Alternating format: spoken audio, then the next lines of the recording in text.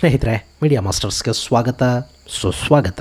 ಗೆಳೆಯರೆ, ಮಾಡೋದಕ್ಕೆ ಸರ್ಕಾರಕ್ಕೆ ಸಿಕ್ಕಾಪಟ್ಟೆ ಕೆಲಸಗಳಿವೆ. ಆದರೆ ಮಾಡೋ ಕೆಲಸ ಬಿಟ್ಟು ಮತ್ತೇನೋ ಮಾಡಿದ್ರು ಅನ್ನೋ ಹಾಗೆ ಈಗ ನಮ್ಮಲ್ಲಿ ಶಾಸಕರ ಖರೀದಿಯ ಬಗ್ಗೆ ಸದ್ದು ಮತ್ತು ಸುದ್ದಿ ಶುರುವಾಗಿದೆ. ಸರ್ಕಾರವನ್ನು ಅಸ್ಥಿರಗೊಳಿಸೋದಕ್ಕೆ ಬಿಜೆಪಿ ಹಾಗೂ JDSಗಳು ಶಾಸಕರ ಖರೀದಿಗೆ ಮುಂದಾಗ್ತಾ ಇವೆ. ಪ್ರತಿ ಶಾಸಕನಿಗೆ 50 ಕೋಟಿ ರೂಪಾಯಿ ಆಮಿಷ ಒಡ್ಲಾಗ್ತಾ ಇದೆ ಅಂತ ಖುದ್ದು ಮುಖ್ಯಮಂತ್ರಿ ಸಿದ್ದರಾಮಯ್ಯ ಆರೋಪ ಮಾಡ್ತಾ ಇದ್ದಾರೆ. ಅಷ್ಟೊಂದು ಹಣ ಯಾರ ಹತ್ರ ಇದೆ, ಯಾರು ಕೊಡ್ತಾ ಇದ್ದಾರೆ? ಬಹುಶಃ ಕಾಂಗ್ರೆಸ್ನ ಕೆಲ ನಾಯಕರೇ ಸಿದ್ದರಾಮಯ್ಯ ಅವರನ್ನು ಇಳಿಸೋದಕ್ಕೆ ಶಾಸಕರನ್ನ ಖರೀದಿ ಮಾಡ್ತಾ ಇರಬೇಕು ಅಂತ ಪ್ರತಿಪಕ್ಷ ನಾಯಕ ಅಶೋಕ್ ಹಾಗೂ ಬಿಜೆಪಿ ಹೇಳ್ತಾ ಇವೆ. ಅಕಸ್ಮಾತ್ ಹಾಗೇನಾದ್ರೂ ಇದ್ರೆ SIT ಇಂದ ತನಿಖೆ ಮಾಡಿಸಿ ಅಂತ ಮಾಜಿ ಮುಖ್ಯಮಂತ್ರಿ ಕೇಂದ್ರ ಸಚಿವ ಕುಮಾರಸ್ವಾಮಿ ಹೇಳ್ತಾ ಇದ್ದಾರೆ. ಇಲ್ಲ, ಅದು 50 ಕೋಟಿ ಅಲ್ಲ, ಪ್ರತಿ ಶಾಸಕನಿಗೆ 100 ಕೋಟಿ ರೂಪಾಯಿ ಅಂತೆ 50 ಶಾಸಕರ ಖರೀದಿ ನಡೀತಾ ಇದೆ ಅಂತ ಮಂಡ್ಯದ ಶಾಸಕ ರವಿಕುಮಾರ್ ಹೇಳಿದ್ದಾರೆ. ಹಾಗಾದ್ರೆ ರಾಜ್ಯದಲ್ಲಿ ನಿಜಕ್ಕೂ ಶಾಸಕರ ಖರೀದಿ ಅನ್ನೋದು ನಡೀತಾ ಇದೆಯಾ? ಪ್ರತಿ ಶಾಸಕನಿಗೆ 50 ಕೋಟಿ ರೂಪಾಯಿ ಅಂದ್ಕೊಂಡ್ರು 2,500 ಕೋಟಿ ರೂಪಾಯಿ ಹಣ ಖರ್ಚು ಮಾಡಿ ಸರ್ಕಾರವನ್ನ ಕೆಡುವುದಕ್ಕೆ ಪ್ರಯತ್ನಗಳು ನಡೀತಾ ಇವೆಯಾ? ಹೀಗೆ ಶಾಸಕರು ಖರೀದಿಗೆ ಸಿಗ್ತಾರೆ ಅನ್ನೋದಾದ್ರೆ ಯಾರು ಬೇಕಾದರೂ ಅವರನ್ನು ಕೊಂಡುಕೊಂಡು ಮುಖ್ಯಮಂತ್ರಿ ಆಗಿಬಿಡಬಹುದಲ್ವಾ? ಏನಾಗ್ತಾ ಇದೆ ನಮ್ಮ ರಾಜ್ಯದಲ್ಲಿ, ಬನ್ನಿ ನೋಡೋಣ.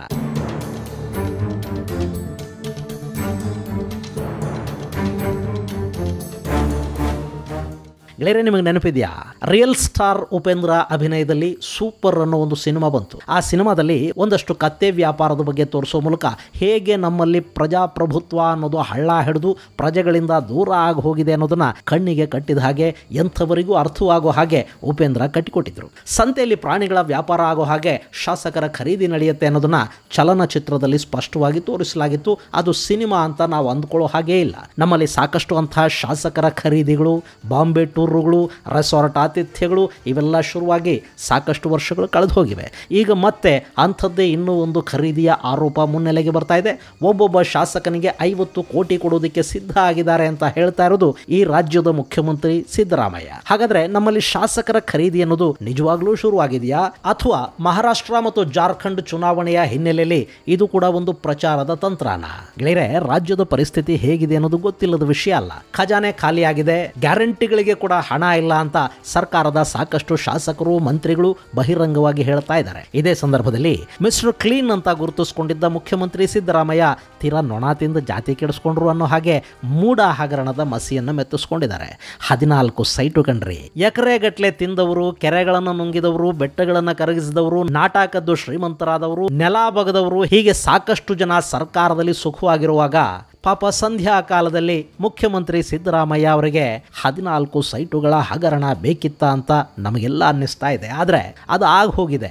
ಇನ್ನು ಹಗರಣ ಹೊರಗೆ ಬಂದಾಗ ಇದು ಯಾವುದು ನನಗೆ ಬೇಡ ಅಂತ ಮುಖ್ಯಮಂತ್ರಿಗಳಾಗಲೇ ಸಮಾಜವಾದವನ್ನು ತೋರಿಸಿಬಿಡಬಹುದಿತ್ತು. ಆದರೆ ಅವರು ತೀರಾ ಅದು ಕೊರಳಿಗೆ ಸುತ್ತ ಹಾಕ್ಕೊಳ್ಳೋವರೆಗೆ ಸುಮ್ಮನಿದ್ದು ಆ ನಂತರ ಸೈಟುಗಳನ್ನು ವಾಪಸ್ ಕೊಡ್ತೀನಿ ಅಂತ ಹೇಳಿದರು. ಆದರೆ ಮೆತ್ತುಕೊಂಡು ಮಸಿನ ತೊಳ್ಕೊಳ್ಳೋದಕ್ಕೆ ಸಾಧ್ಯ ಆಗ್ತಾ ಇಲ್ಲ. ಜನರ ಗಮನವನ್ನು ಬೇರೆ ಕಡೆಗೆ ತಿರುಗಿಸೋದಕ್ಕೆ ನಾನಾ ರೀತಿಯ ದ್ರಾವಿಡ ಪ್ರಾಣಾಯಾಮಗಳು ನಡೆದು ಈ ಹಗರಣ ಅಕ್ಕಪಕ್ಕದ ರಾಜ್ಯಗಳ ಚುನಾವಣೆ ಮೇಲೆ ಕೂಡ ಪರಿಣಾಮವನ್ನು ಬೀರ್ತಾ ಇದೆ ಅಂತ ಕೋಳಿವಾಡ ಥರದ ಅವರದ್ದೇ ಪಕ್ಷದ ಒಂದಷ್ಟು ನಾಯಕರು ಬಹಿರಂಗವಾಗಿ ಹೇಳಿದ್ದು ಆಯಿತು. ಅದರ ಜೊತೆಗೆ ಮುಖ್ಯಮಂತ್ರಿ ಬದಲಾವಣೆಯ ಮಾತುಗಳು ಕೂಡ ತುಂಬಾ ಜೋರಾಗಿ ಕೇಳಿ ಬರುವುದಕ್ಕೆ ಶುರುವಾದವು. ಕಾಂಗ್ರೆಸ್ ಪಕ್ಷದ ಒಂದಷ್ಟು ನಾಯಕರು ಸಿದ್ದರಾಮಯ್ಯ ಅವರು ಕೆಳಗಿಳಿಯೋದೇ ಆದರೆ ನನ್ನನ್ನು ಮುಖ್ಯಮಂತ್ರಿ ಮಾಡಿ ಅಂತ ಲಾಬಿಗಳನ್ನು ಕೂಡ ಶುರು ಮಾಡಿದ ಸುದ್ದಿಗಳು ಬಂದವು. ಇಂಥ ಸಂದರ್ಭದಲ್ಲೇ ಈಗ ಮುಖ್ಯಮಂತ್ರಿ ಸಿದ್ದರಾಮಯ್ಯ ಶಾಸಕರ ಖರೀದಿಯನ್ನು ಆರೋಪವನ್ನು ಮಾಡ್ತಾ ಇದ್ದಾರೆ. ಹಾಗಂತ ಇದು ರಾಜ್ಯಕ್ಕೆ ಶಾಕಿಂಗ್ ವಿಷಯ ಏನಲ್ಲ. ಹಾಗೆ ದೇಶ ಕೂಡ ಈಗ ಶಾಸಕರ ಖರೀದಿಯಂಥ ಘಟನೆಗಳಿಂದ ಶಾಕ್ಗೆ ಒಳಗಾಗುವ ಸ್ಥಿತಿಯಲ್ಲೂ ಇಲ್ಲ.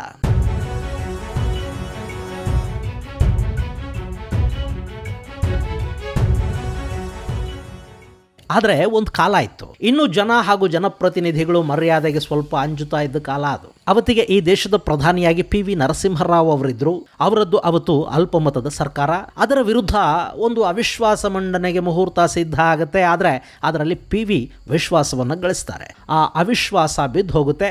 ಆ ಸಂದರ್ಭದಲ್ಲಿ JMM ಸಂಸದರಿಗೆ ಸರ್ಕಾರದ ಪರ ಮತ ಚಲಾಯಿಸುವುದಕ್ಕೆ ಹಣ ಕೊಡಲಾಗಿತ್ತು ಅನ್ನೋ ದೊಡ್ಡ ಆರೋಪವೊಂದು ಕೇಳಿ ಬಂತು. ಅದು ಕೂಡ ಸಂಸದರ ಖರೀದಿನೇ. ಅವತ್ತು ದೇಶ ಹೀಗೆ ಕೂಡ ಆಗತ್ತಾ ಅಂತ ಒಮ್ಮೆ ಬೆಚ್ಚು ಬಿದ್ದಿತ್ತು. ಅದಾದ ನಂತರ 2008ರಲ್ಲಿ ಕೇಂದ್ರದಲ್ಲಿ UPA ಸರ್ಕಾರ ಆಯಿತು.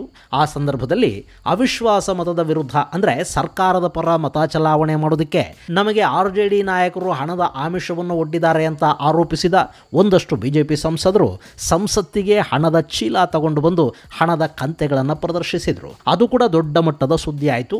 ಈ ಎರಡೂ ಪ್ರಕರಣಗಳಲ್ಲಿ ಸಂಸದರನ್ನ ಖರೀದಿ ಮಾಡೋ ಪ್ರಯತ್ನ ಮಾಡಿದ ಆರೋಪ ಕಾಂಗ್ರೆಸ್ ನೇತೃತ್ವದ ಸರ್ಕಾರದ ಮೇಲೆ ಬಂತು. ಇನ್ನು ಈ ಅಸಹ್ಯವನ್ನ ನಮ್ಮಲ್ಲಿ ನೋಡಿದ್ದು 2008ರಲ್ಲಿ. ಕರ್ನಾಟಕದ ಜನ ಮೊಟ್ಟ ಮೊದಲ ಬಾರಿಗೆ ಆಪರೇಷನ್ ಅನ್ನೋದು ಹೇಗಿರುತ್ತೆ ಅನ್ನೋದನ್ನ ಅವತ್ತು ನೋಡಿದ್ರು. ಅವತ್ತು ಬಿಜೆಪಿ ಸರ್ಕಾರಕ್ಕೆ ಸಂಪೂರ್ಣ ಬಹುಮತ ಇಲ್ಲದ ಕಾರಣದಿಂದ ಪಕ್ಷೇತರರ ಬೆಂಬಲವನ್ನ ಪಡ್ಕೊಂಡು ಸರ್ಕಾರವನ್ನು ರಚನೆ ಮಾಡಲಾಯಿತು. ಆ ಸರ್ಕಾರ ಯಾವಾಗ ಬೇಕಾದರೂ ಅಲ್ಪಮತಕ್ಕೆ ಕುಸಿಯುವ ಸಾಧ್ಯತೆಗಳಿದ್ವು. ಹೀಗಾಗಿ ಅವತ್ತಿಗಾಗಲೇ ಸಾಕಷ್ಟು ದುಡಿದಿದ್ದ ಬಳ್ಳಾರಿಯ ರೆಡ್ಡಿಗಳು ಆಪರೇಷನ್ ಅನ್ನ ಶುರು ಮಾಡಿಕೊಂಡ್ರು. ಕರ್ನಾಟಕದ ಶಾಸಕರಿಗೆ ಅಷ್ಟೆಲ್ಲ ಬೆಲೆ ಇದೆ ಅಂತ ಅವತ್ತೇ ಗೊತ್ತಾಗಿತ್ತು. ಅಲ್ಲಿ ಕೋಟ್ಯಂತರ ರೂಪಾಯಿ ಡೀಲ್ ಆಯ್ತು ಅಂತ ಹೇಳಲಾಯ್ತು. ಆದರೂ ಸರ್ಕಾರ ಏನು ಉಳಿಲಿಲ್ಲ. ಮುಂದೆ 2018ರ ಚುನಾವಣೆಗೂ ಮುನ್ನ ನಡೆದ ರಾಜ್ಯಸಭಾ ಚುನಾವಣೆಯ ಸಂದರ್ಭದಲ್ಲಿ ಜೆಡಿಎಸ್ನ ಒಂದಷ್ಟು ಶಾಸಕರು ಕಾಂಗ್ರೆಸ್ ಪಕ್ಷದ ಅಭ್ಯರ್ಥಿಗೆ ಮತ ಹಾಕಿದ್ರು. ಅದನ್ನ ಆಪರೇಷನ್ ಹಸ್ತ ಅಂತ ಜೆಡಿಎಸ್ನವರು ಹೇಳಿದ್ರು. ಅದಾದ ಬಳಿಕ ಅಲ್ಲಿ ಕ್ರಾಸ್ ವೋಟ್ ಮಾಡಿದ್ದ ಅಷ್ಟೂ ಮಂದಿ 2018ರ ಚುನಾವಣೆಯಲ್ಲಿ ಕಾಂಗ್ರೆಸ್ ಪಕ್ಷದಿಂದ ಟಿಕೆಟ್ ಅನ್ನು ಪಡ್ಕೊಂಡು ಸ್ಪರ್ಧಿಸಿದ್ರು. ಇನ್ನು 2019ರ ಹೊತ್ತಿಗೆ ಮತ್ತೆ ಬಿಜೆಪಿಯಿಂದ ಆಪರೇಷನ್ ಆಯ್ತು ಅಂತ ಹೇಳಲಾಯ್ತು. ಶಾಸಕರು ಮುಂಬೈಗೆ ಹೋದ್ರು. ಅವರನ್ನ ಬಾಂಬೆ ಬಾಯ್ಸ್ ಅಂತ ಕರೆಯಲಾಯಿತು. ಆದ್ರೆ ನಾವು ಸರ್ಕಾರದ ಕಾರ್ಯವೈಖರಿಯ ವಿರುದ್ಧ ಬೇಸತ್ತು ರಾಜೀನಾಮೆ ಕೊಟ್ಟುವೆ ಹೊರತು ನಮ್ಮನ್ನ ಯಾರು ಖರೀದಿ ಮಾಡಲಿಲ್ಲ ಅಂತ ಅವ್ರು ಹೇಳಿಕೊಂಡ್ರು. ಅಲ್ಲಿಗೆ 11 ವರ್ಷದಲ್ಲಿ ರಾಜ್ಯ 3 ಆಪರೇಷನ್ಗಳನ್ನು ಕಂಡಂತಾಯ್ತು. ಈಗ ಮತ್ತೆ ಆಪರೇಷನ್ ಸದ್ದು ಮಾಡ್ತಾ ಇದೆ.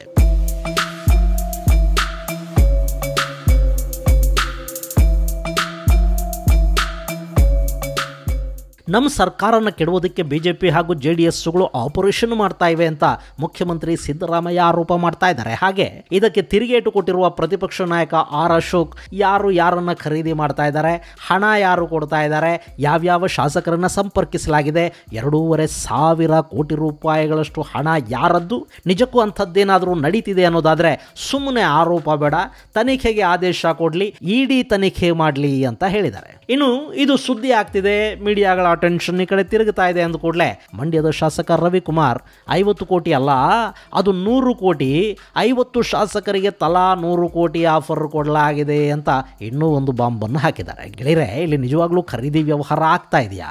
ನಮ್ಮ ಶಾಸಕರ ಬೆಲೆ 100 ಕೋಟಿ ರೂಪಾಯಿವರೆಗೆ ಹೋಗ್ತಾ ಇದೆಯಾ? 100 ಕೋಟಿ ಅಂದ್ರೆ ಎಷ್ಟು? ಈ ಬಾರಿ ರಾಜ್ಯದ ಚುನಾವಣೆ ಹೇಗೆ ನಡೀತು ಅನ್ನೋದು ನಿಮಗೆ ಗೊತ್ತಿದೆ. ಕಾಂಗ್ರೆಸ್ ಪಕ್ಷ 5 ಗ್ಯಾರಂಟಿಗಳನ್ನ ಪ್ರಯೋಗಾತ್ಮಕವಾಗಿ ಇಲ್ಲಿ ಬಳಕೆ ಮಾಡ್ತು. ನಿಜ ಹೇಳಬೇಕು ಅಂದ್ರೆ ರಾಜ್ಯದಲ್ಲಿ ಅವರು ಅದೆಲ್ಲವನ್ನ ಹೇಳಬೇಕಾಗೇ ಇರಲಿಲ್ಲ. ಯಾಕೆಂದ್ರೆ ಕಳೆದ ಬಾರಿಯ ಬಿಜೆಪಿ ಸರ್ಕಾರದ ಬಗ್ಗೆ ಸಹಜವಾಗಿ ಜನಕ್ಕೊಂದು ಅಸಮಾಧಾನ ಇತ್ತು. ಅವರ ಕಾರ್ಯವೈಖರಿ ಅವರದ್ದೇ ಪಕ್ಷದ ಕಾರ್ಯಕರ್ತರು ಹಾಗೂ ಹಿಂದೂ ಸಂಘಟನೆಗಳನ್ನು ಕೂಡ ಬೇಸರಕ್ಕೆ ತಳ್ಳಿತ್ತು. ಭ್ರಷ್ಟಾಚಾರ ವಿಪರೀತ ಅನ್ನೋಷ್ಟಾಗಿತ್ತು. ಬೊಮ್ಮಾಯಿ ಸರ್ಕಾರದ ಪ್ರೋಗ್ರೆಸ್ ಎಲ್ಲ ರೀತಿಯಲ್ಲೂ ಕಳಪೆ ಅನ್ನಿಸ್ಕೊಳ್ತಾ ಇತ್ತು. ಹೀಗಾಗಿ ಜನ ಬಿಜೆಪಿಯಿಂದ ದೂರ ಆಗಿದ್ರು. ಈ ಬಾರಿ ಸುಮ್ಮನೆ ಇದ್ದಿದ್ರು ಕೂಡ ಕಾಂಗ್ರೆಸ್ಗೆ ಓಟುಗಳು ಬೀಳ್ತಾ ಇದ್ವು. ಆದ್ರೆ ಇಷ್ಟೊಂದು ಬಹುಮತ ಬರ್ತಾ ಇರಲಿಲ್ವೋ ಏನೋ. ಆದ್ರೂ ಕಾಂಗ್ರೆಸ್ ಗ್ಯಾರಂಟಿಗಳನ್ನ ಘೋಷಣೆ ಮಾಡ್ತು. ಅಷ್ಟರ ಮೇಲೂ ಈ ಬಾರಿ ಪ್ರತಿಷ್ಠಿತ ಕ್ಷೇತ್ರಗಳಲ್ಲಿ ಚುನಾವಣಾ ವೆಚ್ಚ ವಿಪರೀತ ಅನ್ನೋಷ್ಟು ಹೆಚ್ಚಾಯಿತು. ಸುಮಾರು 70 ಕೋಟಿ ರೂಪಾಯಿಗಳವರೆಗೆ ಖರ್ಚು ಮಾಡಿ ಓಟಿಗೆ 2,000 to 3,000 ರೂಪಾಯಿವರೆಗೆ ಹಣ ಕೊಟ್ಟು ಆರಿಸಿ ಬಂದವರೂ ಇದ್ದಾರೆ. ಸಾಮಾನ್ಯ ಶಾಸಕ ಕೂಡ ಈ ಬಾರಿ 30 ಕೋಟಿ ರೂಪಾಯಿವರೆಗೆ ಖರ್ಚು ಮಾಡಿದ್ದಾನೆ. ಹೀಗೆಲ್ಲ ಮಾಡಿ ಗೆದ್ದು ಬಂದಾಯಿತು. ಸರ್ಕಾರ ರಚನೆ ಕೂಡ ಆಯಿತು. ಬಲಿಷ್ಠರು ಪ್ರತಿಷ್ಠಿತರು ಮಂತ್ರಿಗಳಾದರೂ ಆ ಅವಕಾಶ ಎಲ್ಲರಿಗೂ ಸಿಗೋದಿಲ್ವಲ್ಲ. ಯಾರು ಮಂತ್ರಿಗಳಾದರೂ ಅವರು ಚುನಾವಣೆಗಳಿಗಾಗಿ ಮಾಡಿದ ಖರ್ಚನ್ನ ರಿಕವರಿ ಮಾಡ್ಕೊಳ್ಳೋದಕ್ಕೆ ಏನು ಬೇಕೋ ಅದನ್ನ ಮಾಡತೊಡಗಿದ್ರು. ಆದ್ರೆ ಪಾಪ ಸಾಮಾನ್ಯ ಶಾಸಕರು ಅವ್ರೇನು ಮಾಡಬೇಕು? ಅವ್ರು ಈಗಲೂ ಕೂಡ ಖರ್ಚು ಮಾಡಿದ ಹಣ ರಿಕವರಿ ಆಗ್ತಾ ಇಲ್ಲ ಅನ್ನೋ ಸಂಕಟದಲ್ಲಿದ್ದಾರೆ. ಶಾಸಕರಿಗೆ ಹಣ ಮಾಡ್ಕೊಳ್ಳೋದಕ್ಕೆ ಈ ಬಾರಿ ಅವಕಾಶಗಳೇ ಸಿಗ್ತಾ ಇಲ್ಲ. ಯಾಕೆಂದ್ರೆ ರಾಜ್ಯದಲ್ಲಿ ಕಾಮಗಾರಿಗಳ ಮೇಲೆ ಖರ್ಚು ಮಾಡೋದಕ್ಕೆ ಸರ್ಕಾರದ ಬಳಿ ಹಣ ಇಲ್ಲ. ಇರೋದೆಲ್ಲ ಗ್ಯಾರಂಟಿಗಳನ್ನು ತೂಗಿಸೋದಕ್ಕೆ ಖರ್ಚಾಗ್ತಾ ಇದೆ. ಇದರ ನಡುವೆ ಚುನಾವಣೆಗಳು ಬಂದಾಗಲೆಲ್ಲ ಯಾವ ರಾಜ್ಯದಲ್ಲಿ ಯಾವ ಪಕ್ಷದ ಸರ್ಕಾರ ಇರುತ್ತೋ ಆ ರಾಜ್ಯಗಳಿಂದ ಪಕ್ಷಕ್ಕೆ ಚುನಾವಣಾ ಫಂಡ್ ಹೋಗಬೇಕು. ಕಾಂಗ್ರೆಸ್ ಇರೋದು ಕರ್ನಾಟಕ, ತೆಲಂಗಾಣ ಮತ್ತು ಹಿಮಾಚಲ ಪ್ರದೇಶಗಳಲ್ಲಿ. ಹಿಮಾಚಲದಿಂದ ಏನು ಕೇಳೋದಿಕ್ಕಾಗೋದಿಲ್ಲ. ಹೀಗಾಗಿ ಕಾಂಗ್ರೆಸ್ನ ಫಂಡಿಂಗ್ ಕರ್ನಾಟಕ, ತೆಲಂಗಾಣಗಳಿಂದಲೇ ಆಗಬೇಕು. ಅದಕ್ಕೂ ಪಾಪ ಇವರೇ ಹಣ ಹೊಂದಿಸಬೇಕು. ಇಷ್ಟೆಲ್ಲ ಇರುವಾಗ ಶಾಸಕರ ಗೋಳನ್ನ ಕೇಳೋರು ಯಾರು? ಪಾಪ ಎಲೆಕ್ಷನ್ ಅಲ್ಲಿ ಮತದಾರರಿಗೆ ಹಣ ಹಂಚಿ ಕುಕ್ಕರ್ರು, ಲಿಕ್ಕರ್ರು, ನಿಕ್ಕರ್ರು ಏನೇನೋ ಕೊಟ್ಟು ಆರಿಸಿ ಬಂದ ಶಾಸಕರು ಇರೋ 5 ವರ್ಷದಲ್ಲಿ ಅದನ್ನ ರಿಕವರಿ ಮಾಡ್ಕೋಬೇಕಲ್ವಾ? ಅದು ಸಾಧ್ಯ ಆಗಲಿಲ್ಲ ಅಂದಾಗ ಅವರಾದ್ರೂ ಇನ್ನೇನು ಮಾಡ್ತಾರೆ? ಹೀಗಾಗಿ ಈ ಸರ್ಕಾರ ಇರೋದ್ರಿಂದ ಲಾಭನೂ ಇಲ್ಲ, ಹೋಗೋದ್ರಿಂದ ನಷ್ಟನೂ ಇಲ್ಲ ಅನ್ನೋ ಸ್ಥಿತಿಯಲ್ಲಿ ಆಡಳಿತಾರೂಢ ಪಕ್ಷದ ಶಾಸಕರಿದ್ರೆ ಆಶ್ಚರ್ಯ ಪಡಬೇಕಿಲ್ಲ.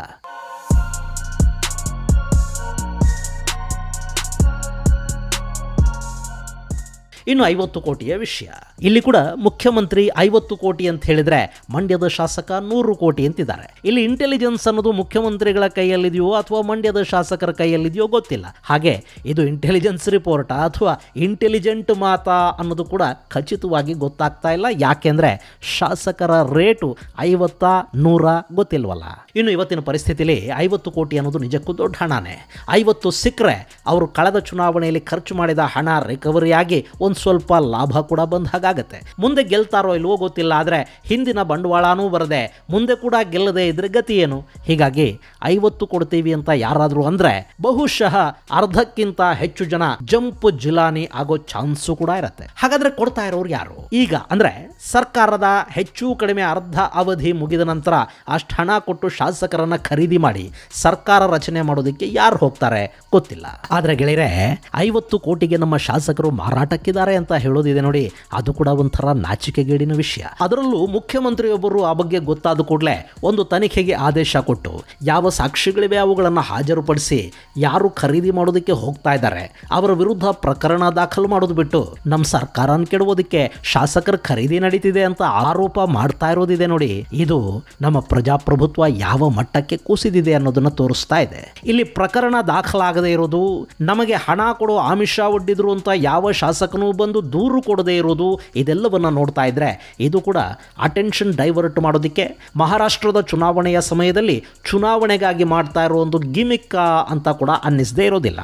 ಇನ್ನು ಶಾಸಕರು ಖರೀದಿ ಆಗೋದಿಲ್ಲ ಅಂತಲೂ ಅಲ್ಲ, ಆದರೆ ಶಾಸಕರ ಖರೀದಿ ಅನ್ನೋದು ಈಗ ದೊಡ್ಡ ಶಾಕಿಂಗ್ ವಿಷಯ ಆಗಿ ಉಳಿದಿಲ್ಲ. ಪ್ರಜಾಪ್ರಭುತ್ವ ಅನ್ನೋದು ವ್ಯಾಪಾರವಾಗಿ ಬದಲಾಗಿ ಸಾಕಷ್ಟು ವರ್ಷಗಳಾಗಿ ಹೋಗಿವೆ. ಮತದಾರನೇ ಬಿಕ್ರಿ ಆಗೋ ದೇಶದಲ್ಲಿ ಶಾಸಕ ಮಾರಾಟ ಆಗಬಾರ್ದು ಅಂತ ಬಯಸೋದು ಎಷ್ಟು ಸರಿ, ಆದರೆ ಖರೀದಿದಾರರು ಯಾರು ಅದು ಪ್ರಶ್ನೆ. ಇದು ಗೆಳೆಯರೆ ಕರ್ನಾಟಕದಲ್ಲಿ ಸುದ್ದಿ ಆಗ್ತಾ ಇರೋ ಶಾಸಕರ ಖರೀದಿಗೆ ಸಂಬಂಧಪಟ್ಟ ವಿಷಯ. ಮುಂದಿನ ಸಂಚಿಕೆಯಲ್ಲಿ ಮತ್ತಷ್ಟು ವಿಶೇಷಗಳ ಜೊತೆ ಮತ್ತೆ ಭೇಟಿಯಾಗೋಣ. ಅಲ್ಲಿವರೆಗೆ ಜೈ ಹಿಂದ್, ಜೈ ಕರ್ನಾಟಕ.